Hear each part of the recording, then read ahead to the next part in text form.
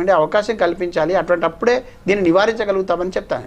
Right Vijay గారు, ఒకటి ఇక్కడ మెయిన్ నేనే రాజు నేనే మంత్రి అని నిన్న రేవంత్ రెడ్డి గారు అన్నారు. ఈరోజు ఫలితాలు కూడా అలానే కనిపిస్తున్నాయి.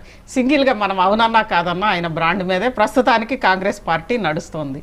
ఏంటి ఫలితాలకి రేవంత్ రెడ్డి గారి క్రెడిట్ ఇవ్వచ్చా? అధికార అహంకారమే తప్ప వేరే నేనే రాజు నేనే మంత్రి అనేది అహంకారానికి నిదర్శనం. కాంగ్రెస్ పార్టీ పతనావస్థ ఏ రకంగా ఉందనేది తేలిపోతుంది అక్కడ. అంటే రేవంత్ రెడ్డి గారు మాట్లాడారు, కానీ గతంలో మాట్లాడకుండా కూడా ఇదే అవలంబించారు కదా. Congress party high command Congress party ఏ రకంగా దేశంలో పతనావస్థన ఉన్నందుకు ఇట్లాంటి రేవంత్ రెడ్డి లాంటి వాళ్ళు నేనే రాజు నేనే మంత్రి అని చెప్పుకోవడం జరుగుతుంది. లేకపోతే సాధారణ కాంగ్రెస్ పార్టీ 10 రాష్ట్రాలలో అధికారం ఉంటే ఈ మాట అన్నందుకు ఈ పాటికి పెద్ద అసమ్మతి లేచి ముఖ్యమంత్రి పదవి నుంచి తీసేస్తారా లేదా అని పెద్ద ఎత్తున వితిన్ ద పార్టీని అంతర్గతంగా పెద్ద తిరుగుబాటు వచ్చేటువంటి సిచ్యువేషన్ ఉండే. ఏంటంటే కాంగ్రెస్ పార్టీ దేశంలో ఏలా రాహుల్ గాంధీకి సంబంధించినటువంటి పర్వే కావచ్చు, రాహుల్ గాంధీ చరిష్మా కావచ్చు, గాంధీ ఫ్యామిలీకి ఉన్నటువంటి చరిష్మా పూర్తిగా అడుగంటిపోయి కాంగ్రెస్ పతనావస్థలో ఉంది. ఇట్లాంటి రేవంత్ రెడ్డి లాంటి వాళ్ళే మాకు దిక్కు అనేటువంటి లెవెల్లో ఢిల్లీలో చెప్పుకోవడమే తప్ప ఆ రకమైనటువంటి ఇక్కడ అధికారం ఉండి ఇక్కడ ఉన్నటువంటి డబ్బు అధికారం పోలీసు ఇట్లాంటి వాళ్ళని తోటి అట్లా చెప్పుకోవడమే తప్ప ఒక ప్రజాస్వామ్యంలో నేనే రాజు నేనే మంత్రి అని చెప్పుకున్నాడంటే అది అహంకారానికి నిదర్శనం. ఆయన ఏదో పరిపాలన అభివృద్ధికి సంక్షేమం కోసం చెప్పుకున్నది కాదు. అది తలకెక్కిన అధికారం అనేది 2 నెలలనే తలకెక్కినటువంటి ప్రదర్శన. అది కాంగ్రెస్ పార్టీ చూస్తూ ఉంటుంది. ఇక్కడ ఉన్నటువంటి Congress party original Congress party నాయకులకు కూడా అర్థమై ఉంటుంది. అది తర్వాత ఒరిజినల్ అనేది మళ్ళీ మనం అనలేంలే విజయ్ గారు. 100% అండి. ఏది ఒరిజినల్ లో ఏది నకిలీనో ఏది మధ్యలో వచ్చిందో మనం ఎవరి పట్ల అది లేదు. మీరు అనలేకపోవచ్చు. నేను అనట్లేదు, నేను అనడం కాదండి. ఏది ఒరిజినల్ చెప్పండి. ఇప్పుడు బీఆర్ఎస్ లో ఉన్నోళ్ళు ఆ పార్టీ ఈ పార్టీ నుంచి వచ్చిన వాళ్ళే, కాంగ్రెస్ లో ఉన్నోళ్ళు అక్కడి నుంచి వచ్చిన వాళ్ళే, లేదు రేపు జాగృతికి వచ్చే వాళ్ళు కూడా అలానే, బీజేపీ అలానే ఉంది. ఇప్పుడు గతంలో బీజేపీ లేదు. అయితే కాంగ్రెస్ పార్టీ ఇక్కడ ఉన్నటువంటి వాళ్ళు ముందు నుంచి ఎన్ఎస్యుఐఓ లేకపోతే ఇటువంటి వాళ్లకు ఎప్పటికైనా అవకాశం వచ్చేది. ఏది ముఖ్యమంత్రి పోస్ట్ అనేది అటువంటి వాళ్లకు అవకాశం ఉండేది. డైరెక్ట్ ఎలాంటి ఆర్ఎస్ఎస్ స్కూలు చంద్రబాబు కాలేజీలో చదివి వచ్చినా అటువంటి వాళ్ళకి ఉద్యోగం ఇవ్వలే కాంగ్రెస్ పార్టీ. ఎప్పుడు వాళ్ళ దాంట్లో చదివి వాళ్ళ దాంట్లో కాలేజ్ చేసిన వాళ్ళకి ఉద్యోగం ఇచ్చినటువంటిది ఉన్నది. ముఖ్యమంత్రి గారే చెప్పుకుంటున్నారు కదా.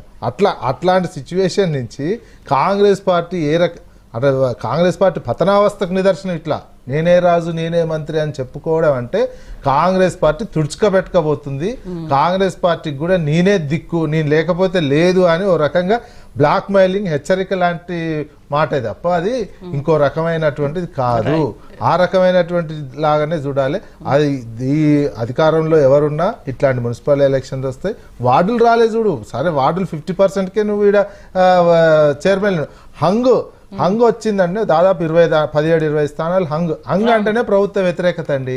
ఇంకా అంతకంటే ఎక్కువ ఏం నిదర్శనం కావాలి? కానీ ప్రతిపక్షానికి కూడా పాజిటివ్ లేదు కదా. హంగ్ అంటేనే ఎటు తేల్చుకోలేకపోతున్నారు.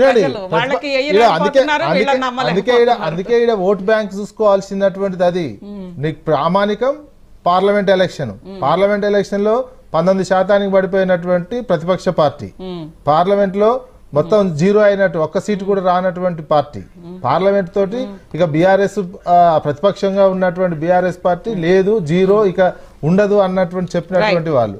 కానీ ఇప్పుడు వేరే కనిపిస్తుంది కదా. 8 ఎంపీలు ఉన్న బీజేపీ ఏ స్థాయిలో ఉండాలి? సెంట్రల్ లో అధికారం ఉంది. ఈడ మొత్తం మేము 10 లక్షల కోట్లు తెలంగాణకి ఇచ్చినామని చెప్పినటువంటి కిషన్ రెడ్డి గారు ఏ రకంగా చెప్పాలి? ఇంకొకటి అప్రజాస్వామిక అంటే ఎలాంటి అల్లర్లు జరగకుండా జరిగింది అంటే కేంద్ర మంత్రి కిషన్ రెడ్డి ఇక్కడ ఎలక్షన్లో జరిగినటువంటి తీరుని పార్లమెంట్ లో లేవనెత్తిరు. అంతకంటే శాంతి భద్రతలు హీనంగా ఉన్నాయనేది నిదర్శనం ఇంకేం కావాలి? దానికి హోంమంత్రి కనీసం స్పందించాలి కదా, సెంట్రల్ హోంమంత్రి అమిత్ షా.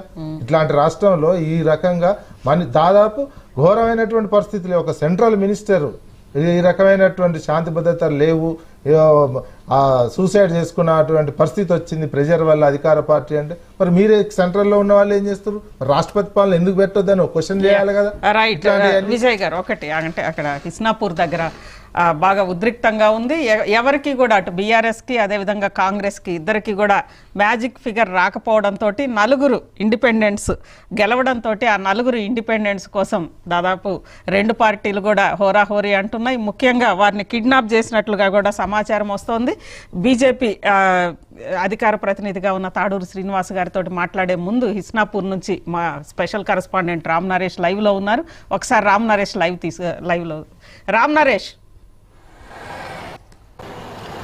అజిత్ గారు, ఏదైతే ఇస్నాపూర్ మున్సిపాలిటీకి సంబంధించి ఫలితాలు వెలువడ్డాయి. అయితే మొత్తం 26 వార్డులకు సంబంధించేసి మొత్తం ఫలితాలు వచ్చినాయి.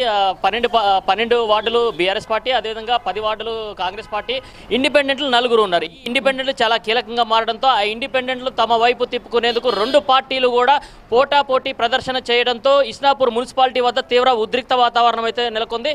మహిళ ఏదైతే ఇండిపెండెంట్లు ఉన్నారో వాళ్ళని తమ కారులో ఎక్కించుకుని పోయేందుకు ఒకరు పోటీ పడి వాళ్ళని లాక్కెళ్లే ప్రయత్నం చేశారు. దీంతో వాళ్ళు మాకు రక్షణ కల్పించాలంటూ ఎవరైతే గెలిచిన అభ్యర్థులు ఉన్నారో మాకు రక్షణ కల్పించండి, మేము ఇంటికి వెళ్తాము, మాకు ఏ పార్టీతో సంబంధం లేదంటూ కూడా వాళ్ళు వేడుకున్న పరిస్థితి అయితే ఉంది. మహా న్యూస్లో ఎక్స్క్లూజివ్గా మనం ఇందాక విజువల్స్ ప్లే చేయడం జరిగింది. వాళ్ళు మనతో కూడా మాట్లాడారు. మాకు ఏ పార్టీతో సంబంధం లేదు, ఇద్దరు కూడా మమ్మల్ని లాక్కెళ్లే ప్రయత్నం చేశారు, మాకు రక్షణ కల్పించండి, మేము ఇంటికి వెళ్తాము, ఇంటికి వెళ్ళిన తర్వాత నిర్ణయం తీసుకుంటామంటూ కూడా వాళ్ళు చెప్పిన పరిస్థితి ఉంది. అయితే ఇప్పుడు మరికొంతమంది ఏదైతే మిగతా ఇండిపెండెంట్లు ఎవరైతే ఉన్నారో వాళ్ళని తమ వైపు తిప్పుకునేందుకు, అంటే గెలిచిన తర్వాత ఈ ఆర్ఓ ఇచ్చిన గుర్తింపు కార్డు తీసుకొని బయటకు వచ్చిన వాళ్ళని బయటకు వచ్చినట్టుగా ఆ కారుల్లో ఎక్కించుకొని పోయే పరిస్థితి అయితే ఉంది.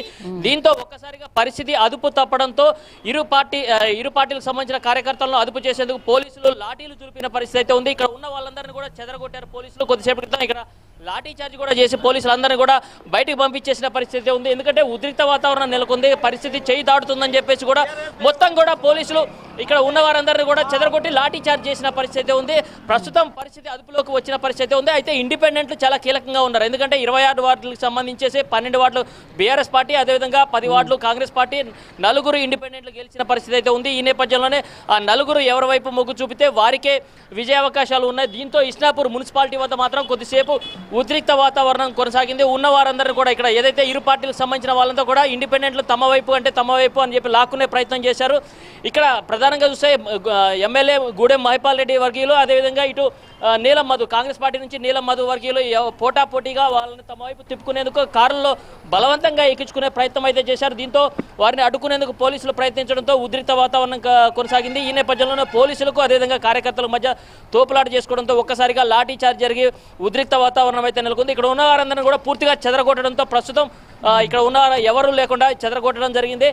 ఒకవేళ ఎవరైనా రూల్స్ అతిక్రమించి లోపలికి వస్తే మాత్రం వారిపై కేసులు కూడా నమోదు చేస్తామని చెప్పేసి పోలీసులు హెచ్చరికలు జారీ చేసిన పరిస్థితి ఉంది.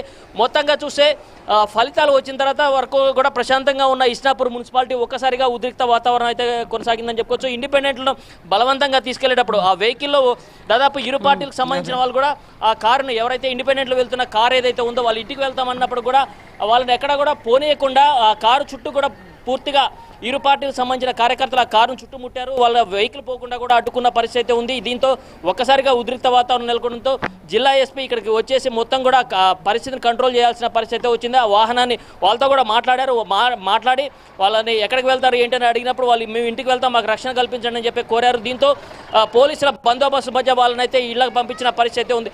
ఇక్కడ దాదాపు 1 గంట పాటు ఉద్రిక్త వాతావరణం అయితే కొనసాగిన పరిస్థితి ఉంది. అజిత గారు, ఇప్పుడు ఎలా ఉంది అంటే ఇండిపెండెన్స్ మొత్తం 4 అసలు ఉన్నారా? వాళ్ళు 4 ఆల్రెడీ కిడ్నాప్ చేశారా? ఇప్పుడు ఉన్న 4 కూడా పోలీసు రక్షణ మధ్య ఎవరి ఇళ్లకు వాళ్ళైతే వెళ్ళారు. ఎందుకంటే మేము ఏ పార్టీకి వెళ్ళము, మమ్మల్ని బలవంతంగా వాళ్ళు లాక్కెళ్లే ప్రయత్నం చేశారు, మేము ఎటువైపు వెళ్ళము అంటూ కూడా వాళ్ళు చెప్పిన పరిస్థితి ఉంది.